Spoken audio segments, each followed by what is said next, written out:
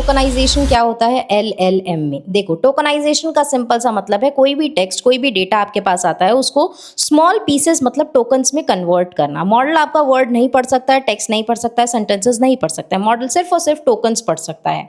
Token के बाद उसको कन्वर्ट किया जाता है नंबर्स में एंड देन एम्बेडिंग्स में। इसको एक एग्जाम्पल से समझते हैं। मान लो मैंने एक सेंटेंस लिखा है कोडिंग दीदी इज अ गर्ल, उसके बाद मैंने एक एक्सक्लेमेशन साइन लगाया है। कोडिंग दीदी मैंने विदाउट स्पेस लिखा है।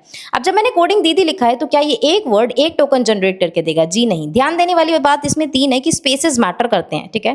कोडिंग दीदी दो टोकन जनरेट करके देगा, उसके बाद एक्सक्लेमेशन का एक अलग टोकन जनरेट हुआ, तो ये सारे टोकन हो गए एक सेंटेंस के। तीन चीजें नोटिस करो, स्पेस मैटर कर रहा है, वर्ड वियर्ड तरीके से भी ब्रेक हो सकते हैं और टोकन हमेशा फुल वर्ड नहीं होता है, दो वर्ड्स बना सकता है। टोकनाइजेशन हमारी मदद करता है टेक्स्ट को मैनेजेबल बनाने में, अननोन वर्ड को हैंडल करने में और मेमोरी यूजेज को ऑप्टिमाइज करने में और जनरलाइजेशन एनेबल करने में। टोकनाइजेशन कई तरीके से करा जा सकता है। सबसे पहले वर्ड टोकनाइजेशन, जहां पर वर्ड से स्प्लिट करते हैं हम डेटा को, देन कैरेक्टर एंड देन सब वर्ड टोकनाइजेशन। पहले बात करते हैं वर्ड टोकनाइजेशन, जहां पर हम वर्ड से करते हैं, बट इस केस में क्या होता है बहुत बड़ी वोकैबुलरी होती है, अननोन वर्ड हैंडल नहीं होते, टाइपोस को नहीं हैंडल करा जा सकता। उसके बाद आता है कैरेक्टर टोकनाइजेशन, जहां पर हम स्प्लिट करते हैं कैरेक्टर के बेसिस पे। यहाँ पर अननोन वर्ड तो नहीं होता लेकिन लॉन्ग सीक्वेंस हो जाता है, मीनिंग समझना मुश्किल है। सब वर्ड बहुत इंपॉर्टेंट है, जैसे मान लो अनहैप्पीनेस लिखा है तो इसके 3 टोकन बन गए। यहाँ पर अननोन वर्ड भी हैंडल कर सकते हैं, वोकैबुलरी भी आपकी मैनेजेबल रहेगी और मॉडर्न जो एलएलएम होते हैं इन सब में सब वर्ड टोकनाइजेशन को ही यूज किया जाता है।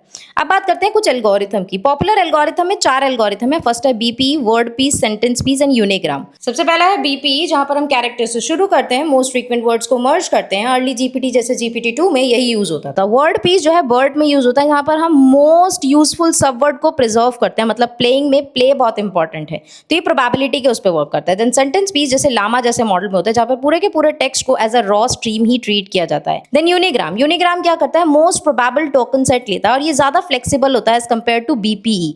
अब समझते हैं टोकनाइजेशन के बाद क्या होता है। देखो, पहले टेक्स्ट आता है, टोकन जनरेट होता है, देन टोकन आईडी जनरेट होती है, देन एम्बेडिंग मतलब वेक्टर्स कन्वर्ट होते हैं, देन मॉडल को दिया जाता है।